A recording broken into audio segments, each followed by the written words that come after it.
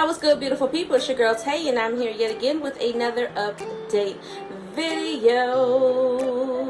So definitely make sure you guys smash that like button, comment down below, subscribe, plus push your post notification bell button so that way anytime I upload a video, you will be notified. So we ain't gonna run around the bush today. We're gonna get right into it because I am hungry. Maybe not hungry, but hangry. Okay, so article came out one day ago. It says child support programs that are race neutral place low income men of color and their families at a disadvantage. Okay, let's see what they're talking about. So going on, piggybacking off of that, child support policies were created to make sure a child who has a parent that doesn't live with the family got support, said Lena Nepomenaye, I don't know how to say her name, associate professor at Rutgers School of Social Work and co-author of the study published in the Journal of Marriage and Family. But in recent decades, economic changes such as loss of manufacturing jobs and declining union power, increases in non-marital births and mass incarceration have made it much more difficult for lower educated men of color to support their families. Why did they just do that? Come on now, don't be trying to give me problems today. Cooperate, okay? Hold on, I gotta figure out where I was because the page just literally blinked on me. Okay, child support policies, while not written with race in mind today, disproportionately harm lower income and non-white families as they are overrepresented in the system. Okay, we wanted to know if having a child support debt is associated with worse physical, emotional, and economic well-being of fathers of color. Okay, so as part of the FFCWS, respondents were asked if they had experienced symptoms of depression, such as losing interest, feeling tired, or thinking about a death for a period of 2 weeks or more during the past year, detailed the quality of their overall health, and indicated whether they experienced material hardship such as food or housing insecurity or difficulty paying bills. Fathers in the study also reported on their child support debt. 23% of the men reported having child support debt with an average of $10,000 for those with any debt, and 11% had arrears greater than 16% of their household income. At the same time, 16% reported poor physical health, 14% reported depression, and 45% reported experiencing at least one type of material hardship in the previous year. So all this to say, I guess, that they're trying to say that men of color are suffering emotionally and in most cases with some type of material hardship, financial hardship due to their situation as it pertains to child support. Now I'm not going I don't want to touch on that too much because I'm probably going to sound like a bitter black woman, but at the end of the day, for those men who are out there, I'm sorry, that are taking care of their business, you know, literally trying to find a good job, literally trying to be there for their children, literally trying to pay whatever they can pay when they have it or whatever, but being consistent as often as consistency can be applied, then, you know what I'm saying, applause for you. But for those of them who are out there trying to not pay, trying to find every excuse in the book, maybe they didn't have a good relationship with the mother of the child, or they don't want to have anything to do, or they want the mother to suffer so they don't pay because they want the mother to suffer, not realizing, or maybe they do realize that that's going to also make the child suffer. I really don't have no sympathy for them, okay? I do wish that they would make it a lot easier for not only men of color, but just men in general, women in general, to be able to take care of their families. We've been talking about this for the longest. They're coming out with all of these different reports to speak on how it's so hard for lower income people to take care of their business. But what are you doing about it? You're not providing housing. It's hard to find shelter if you're not making a certain amount of money. The reality is, and I've said this before on this channel, is if you're not working 2 to 3 jobs, if you're not making at least sometimes $30 an hour, depending on what area you live in, you cannot afford to be a good parent. And what I mean by being a good parent is that you can't give your kids quality time because you're always at work trying to make sure that the bills are paid, that they have clean clothes, they got food in their belly, and all of that stuff. Okay, so I do understand the struggle. Now, moving on from that, okay, because that didn't really give me what I wanted it to give, so we're going to move on from that, okay. Something that I did find interesting, I did speak about this, but it has come up again. 12 hours ago, thousands of Americans now have more time to apply for up to $975 payments as the deadline has been extended, okay. This is for the tax rebate in Pennsylvania. Since under the Pennsylvania law, the annual deadline to apply for the property tax rent rebate program is June the 30th. Okay, the deadline has been extended until December the 31st of 2022. The maximum standard rebate is $650. Supplemental rebates for certain qualifying homeowners can boost rebates to $975. Okay, the Pennsylvania Department of Revenue automatically calculates supplemental rebates for qualifying homeowners. It is also required to evaluate the program prior to June the 30th deadline to see if funds are available to extend the deadline. The state determined funding is available to allow all who qualify to benefit from the program. Applications postmarked by December the 31st will be accepted for processing. So if you guys missed it, let me tell you who's eligible for this program. Pennsylvanians aged 65 and older. Okay, so this is for my seasoned seniors, widows and widowers age 50 and older, and then of course people with disabilities age 18 and older. Okay, the income limit is $35,000 a year for homeowners and $15,000 annually for renters. Half of Social Security income is excluded. Okay, so I want you guys to hear me clearly when I say that if you are receiving Social Security income, half of that will be excluded. Okay, so in order for you to apply, you must submit an application to the Department of Revenue. The application is free, but you must reapply for rebates every year. That's because rebates are based on annual income and property taxes or rent paid each year. Okay, spouses, personal representatives, or estates may file rebate claims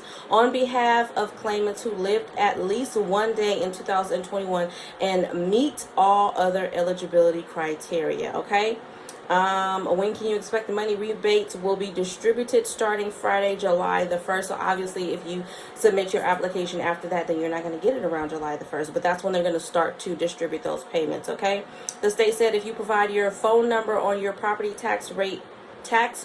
rent rebate application form or in the MyPath electronic application, you will receive an automatic call from the Department of Revenue when your claim posts to the department's processing system. You will also receive another automated call when your claim is approved. Okay, so I don't want you guys to miss out on that. Okay, if you have already submitted your application, to check the status of your claim, you need your Social Security number, the claim year, and your date of birth. All right, so I think that is some good news. Hold on. This has more on being sent out now. I don't know what this is. There's something else talking about $1,050. Hold on, let me see what they're talking about here, because I don't know who this is for. That was for Pennsylvania, so that's all for Pennsylvania. This is for New York. I'm not sure if I talked about this, but you know, we can go over this again. We can make this an all homeowners, renters, tax rebate video today. We can talk about this. So, this article says homeowners, hold on. How can I save it? I want to save it. Homeowners, let me go back to it. Homeowners in New York are getting a bit of relief in the form of direct payments right now. The state is sending out one-time homeowner tax rebate credit to eligible residents worth up to, worth up to $1,050. Okay, the credit is in addition to what New Yorkers may receive under the School Tax Relief Program, also known as STAR. Lawmakers hope this helps residents get back on their feet from the pandemic and rebuild the economy at the same time. When did this article come out? Because I want to make sure I'm not giving y'all something that's super old. No, this was the 3rd, so not that long ago, about a couple of weeks ago, you know what I'm saying?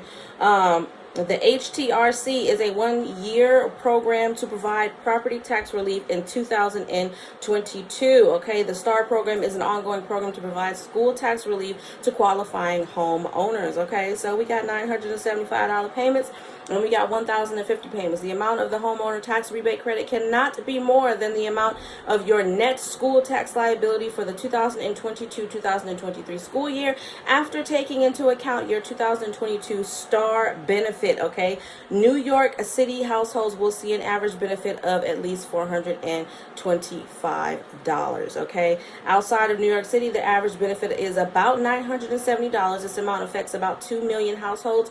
Low-income homeowners statewide earning below $75,000 will see an average benefit of $1,050. The state said this benefit is considered an advance credit with the intent to get money quickly into the hands of New York home owners. Now we need to talk about who's eligible and how you get it.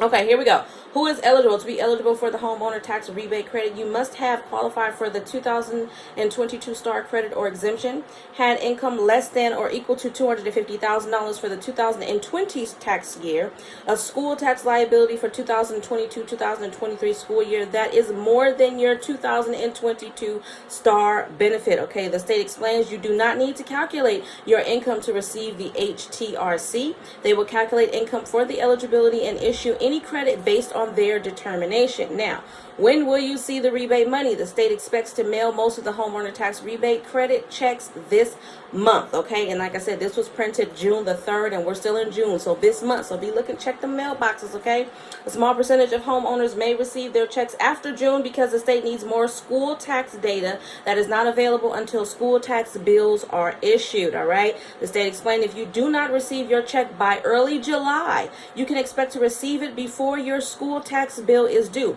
By law, the state cannot issue checks for the HTRC that are less than $100. Okay, if the amount of the credit calculated was less than $100, you will not receive a check. All tax rebates will be mailed in a check form. Direct deposit is not available for HTRC. Okay, because I know some of y'all are going to ask. Also note the check stub will indicate whether the check is HTRC or STAR. Okay, so it could be either or. All right, trying to see if there's anything else on here. Doesn't look like you guys need to apply for this. It's something that's going to be automatically sent out. So we got some money going out, and I'm happy for it.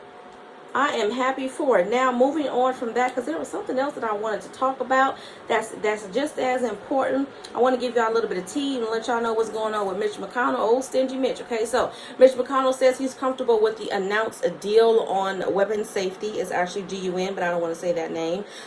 This was published about 8 hours ago. He says if the legislative text matches up to the framework, he'll support it. I don't know what that framework is. Let's see if they get into it in this article. McConnell's, did I say that right? McConnell's word carries great weight with the Republican conference and adds a further jolt of momentum to the ongoing talks, combined with the 10 Republicans who backed the framework. That tally would be enough to overcome any filibuster in the chamber. As to whether his word may sway colleagues, McConnell said GUNS weapons are an issue each member is thoroughly familiar with and can make an evaluation of what their position ought to be based upon the views of their state. He said the vision, if turned into legislative text, would be a step forward in progress for the country. McConnell notably did not demand changes, amendments, or for anything to be removed in his comments. Okay. At the same time, some Republican senators expressed concerns about due process for so-called red flag laws, as well as the relatively quick timeline for legislation during their private caucus lunch on Tuesday, according to an attendee. Okay. In a brief interview, House Minority Leader Kevin McCarthy declined to answer if he would support the framework when asked about McConnell's support. I have to read it first, he said. Now, as I've said here in this article, the chamber to watch here is definitely the Senate as the country seeks to take modest, if important, steps to rein in weapon violence amid recent mass, shootings in Texas and Buffalo. House Democrats are still wondering about the details of the deal, but ready to take what they can get. Okay, so they're still negotiating, basically trying to get this weapon situation under control. You guys already know how I feel about that, so I'm not going to get into that any further.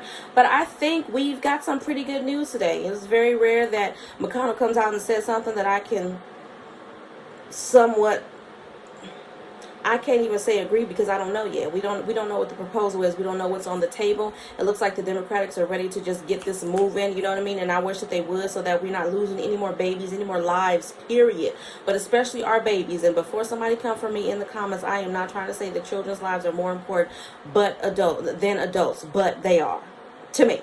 Okay, they're children, they're babies. And like I said, if nobody's protecting the babies, then what? Because it's not like they can protect themselves. They can't go to a store and buy weapons. They can't go to a store and do anything, purchase anything that is going to keep them safe. They have to rely on the adults around them. So it's time for the adults around them and the adults in the White House and all of that to make good decisions to keep our babies safe. Okay, so moving on from that, I don't think it's necessary for me to get into emergency SNAP maximum benefits today because we go through that every day, and I doubt that anything has changed, but I am taking a quick look.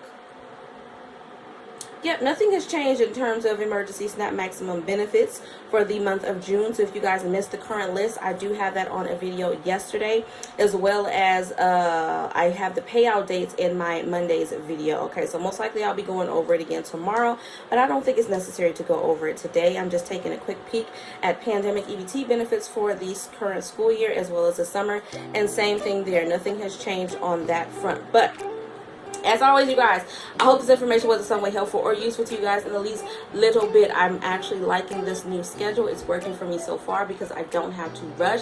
It is actually Tuesday night for me, but you guys won't be seeing this video until Wednesday. So happy Wednesday, happy hump day. If you haven't already, don't forget to smash that like button because it really does help to let YouTube know that you like what I'm doing and you want me to stick around, okay? Drop me some flowers down below. I just want to see some flowers. You guys let me know you made it all the way to the end of the video. And as always, I'm going to say, remember to live, love, and elevate. And I will definitely see you guys in the next video. Peace, y'all.